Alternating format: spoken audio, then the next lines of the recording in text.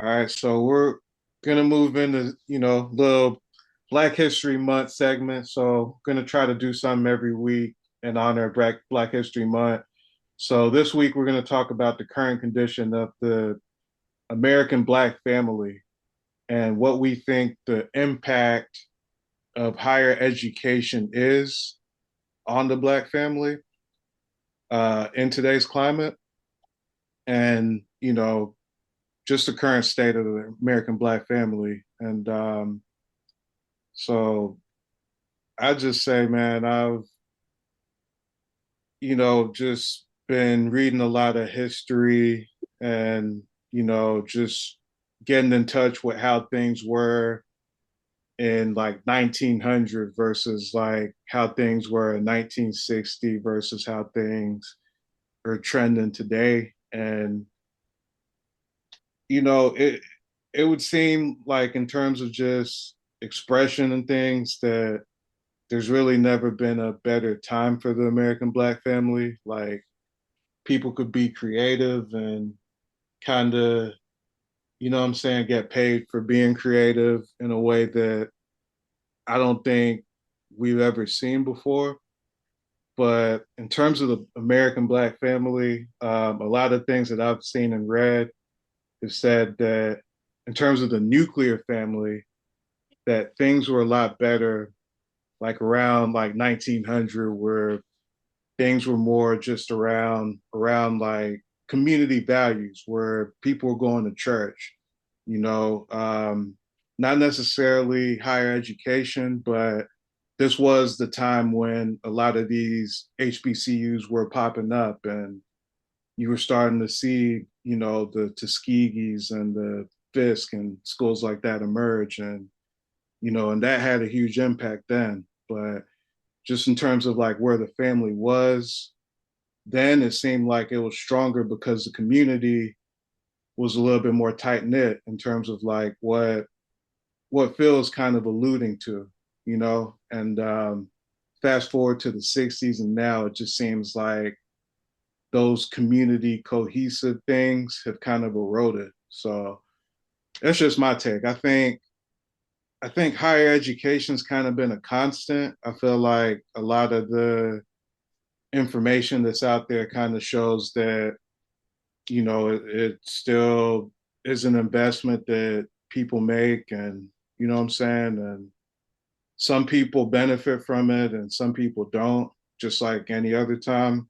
But I'd say more of like just where the community is like just more of an impact on the Black family today. So that's my take on it. What do you think, Phil? I think you might have, what I'm saying, had a certain leaning, I kind of I want to think hear it. think the disparity in the wealth that I think specifically for Black America, I think that because we have left the progress we were making and closing the gap as far as like the wealth gap between us and our white counterparts in this country was slowly but surely closing. And it has pretty much slowed, if not widened, since the civil rights movement. And I think that's specifically linked to the Black family. And I think due to the the absence of the father within majority of the homes, and a lack of men just within communities in general, um, we have lost our sense of community, and we lost that connection to one another that will establish an economic environment where we want to spend and trust in one another. And I think that the illusion of having like post-secondary degrees means that you're more educated or that you're more well off or that you're more like financially able to navigate the different avenues or things in America now, but that's not necessarily true. Like a lot of black women are graduates of college, and a lot of times they are also the holders of the most student loan debt. You know what I mean? Like it's not like they going to school and they are getting, STEM degrees. A lot of times it's behavioral science degrees, social degrees, degrees where unfortunately, you are aligned with the government, and the government can always just take your job from you, like we've seen over the past year or so. You know what I'm saying? So like that illusion and that grandiose like behavior or attitude that comes with it. You know what I'm saying? Like we understand that you sacrifice so much, but like for what? To what cost?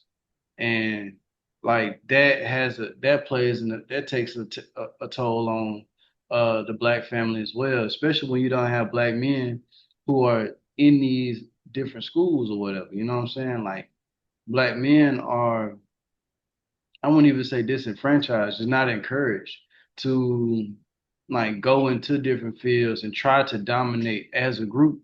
You know what I'm saying? It's more so like, okay, he over there, then I need to be over here. It ain't like, nah, we all need to go flood this one particular sector and then branch out from there. You know what I'm saying? Yeah.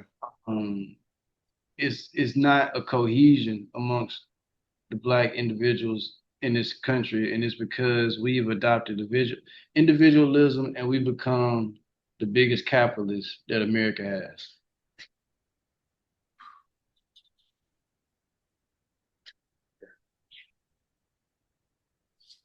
Says you can.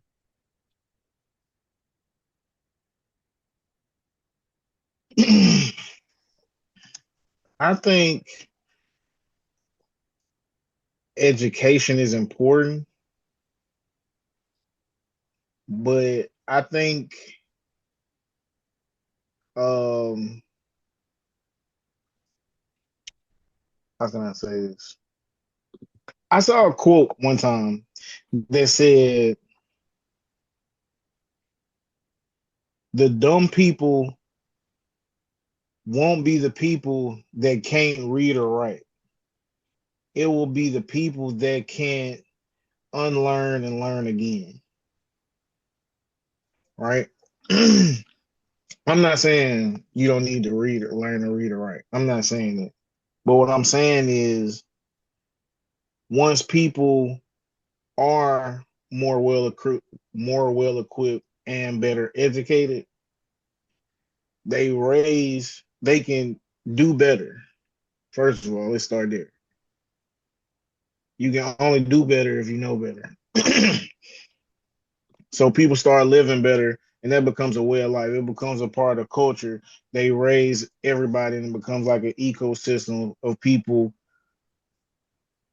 being functioning, able-bodied adults that's able to think for themselves and think critically if needed, if called for.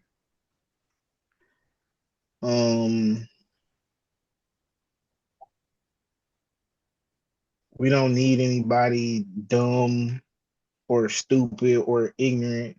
We need everybody. We need a baseline of adequacy, and it needs to be higher than what it is. Because when people can't think for themselves and they're not smart enough to think for themselves, they act out of emotion. They tend to act selfishly, you know, live or operate in chaos based off them always being in survival mode. But I feel like I said, you know better, you do better. There's some people that know how to read and write, but don't know how to learn or have issues learning. So I'm not saying, I guess what I'm saying is we need to be educated, but we need to be educated in more than just academics. We need to be educated in like ourselves and how we operate, what this means. Some people just don't have an interest for it. Some people have learning disabilities and don't know it. You know, some people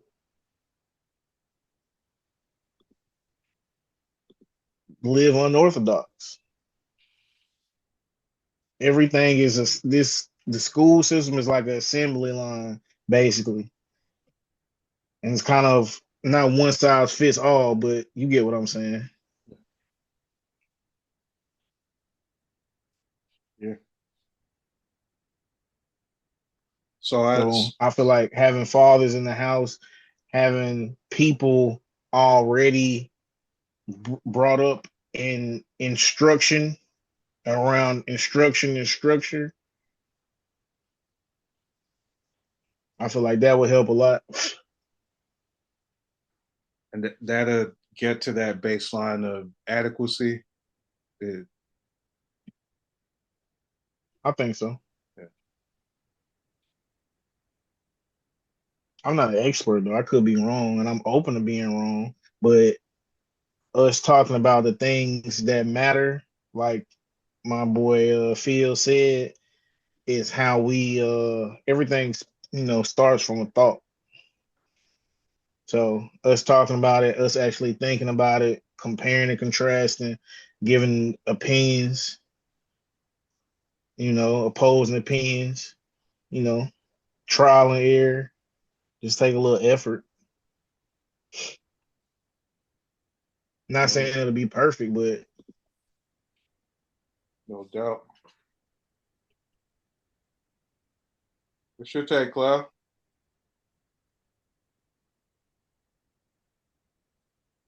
I agree with the sentiments of the gentleman.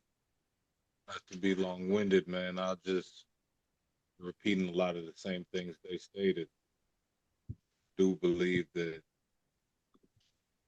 current state of the black family, the decline of the black family, is that we all agree that's what it is. Right? It's to really do with the mental side. Just black person, average black person in America. All the different forms the U.S. government through the past decades had thrown at black man mainly, but also the black woman, man, and a lot of what Ian and Bill stated um, supports that, man. You know, there's definitely a widened gap that it used to be, but because you have individuals such as yourselves who are aware there's content such as this that's out there and you know uh, on people's minds, that's a step forward. It's just the actions that have to be taken after that by the generations after that, the repetitive processes of that. No, it's a start though, man. First is just being aware of what's taking place, bro, and not continuing to widen the gap and learning from the mistakes, you know. Well, Yeah, that I feel like the learning, like black people have to learn so much about society, like once you get to a certain point, you figure out there's like so much more you gotta, you know, navigate just to make it out in a positive. We should start trying to create our own system. true, because you know what you just said, bro. it's it's a lot of it is also because um that people have a lot of black communities or the way it's structured, they have to learn so much about society, but society has to learn a lot about black culture too, though. You Mm-hmm. know, or to coexist. And willingness of it. That's why what Phil just stated, I kind of stepped on his line, man. But yeah, bro, that seems to be option, but it always goes back to what Kanan, what a lot of us stated in different topics earlier, bro, that it's hard for black people to work together.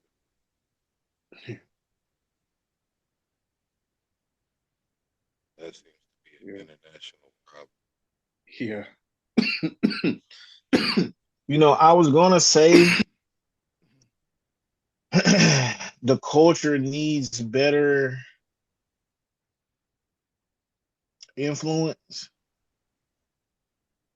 because I feel like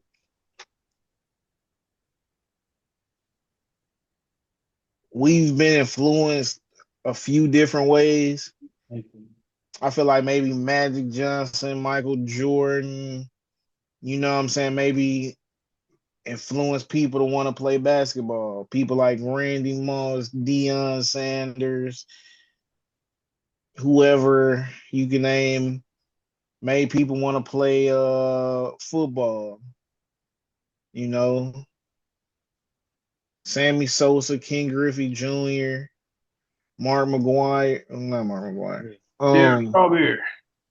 Sammy Sosa, bro. Strawberry, Daryl Strawberry, um, guys like that made people want to play baseball. Muhammad Ali, Mike Tyson, George Foreman may have made people want to get into boxing. Your local ballers, what I'm saying, might have made people want to get into narcotics, what I'm Had saying. to be local. Um, you know, some for some point in time, the pimp was, made people want to be pimps. I don't know where they came from exactly, but you get what I'm saying. And then people like Jay-Z made people want to be rappers. I'm not saying any of this is besides obviously, what I'm saying, serving or distributing narcotics in your community. Besides that, I'm not saying this stuff is bad. All I'm saying is people gravitated to these people and they had influence. I don't know why I say influence without like Allen Iverson in basketball. But and I just feel like if we had people like how they say you need representation and they say they want like a black Disney princess and all that, like that's so what is that gonna do for us? What is that gonna do for it? Like no, we need to see we need some famous like tradesmen. You get what I'm saying? Like we need to make you get what I'm saying? Like Yeah. some people like that just do trades or whatever. Like, you know what I'm saying? We need to see them going viral. You get what I'm saying? That type of stuff that make me like, oh, you know what? I'm just gonna, you feel me, be a plumber. I'm just gonna be an electrician. You get what I'm saying? Make the young people, you know, we Yeah. need to that's what I mean by we need better influence. But the reason I didn't say that is because ultimately the best influence just starts in house. Your mom and your dad. You know what I'm saying? To give you that structure and to kind of nurture who you are and your abilities and your strengths and to guide you in a path that will lead you to success. So, but we got like celebrity barbers, we got all this other stuff. We need to see, what I'm saying, black pilots. We need to see, you know, black people in the Olympics. You know what I'm saying? Y'all get what I'm saying. I ain't trying to be long winded. I'm just waiting on really somebody to be like, yeah, let's see what you said. Yeah. Yeah, I see what you're saying. I would say it definitely starts at the home. Um, but it also starts with us understanding that we don't own the influencers who influence a lot of black culture. Those people are owned by people that do not look like us, but because they are portrayed to be the brightest and best stars amongst our people, and they are promoted as such, we kind of gotta like fall into that. You know what I mean? Like there's an image being portrayed by us that's not owned by us, and a lot of us have invested in that image. So you kind of gotta like break down that perception and break down that worldview that hey, I'm because I'm black, I'm not a drug dealer, or I'm not a murderer, or I'm not a hoe, or I'm not a pimp, I'm not a drug dealer. You know, I'm a contributor to the human race. I'm a contributor to society, and whichever way I choose to be, you know. Um, but there's more success than just the super mega ultra success that only a small number of people can get. I think we should just kind of like rewire our goals as a group of people and like redefine what success is for Black Americans. Yeah. And I'll say, like, I tend to like idealize a lot of my experiences because, I got to live in Atlanta for a year, got to live in North Carolina for 10 years. And so just seeing like Black people doing different things and being able to create lifestyles for themselves where they're living well, but not necessarily like wealthy, but still the same kind of problems you deal with anywhere. But you know what I'm saying? It's just I feel like moving in that direction even is like a upgrade. Just being able to see that more widespread and For just sure. and everywhere, you know.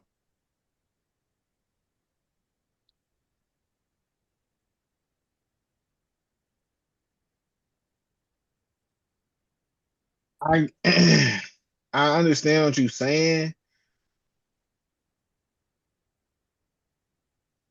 I understand what you're saying. All right. So we good. Yeah, I think we can move on. All right.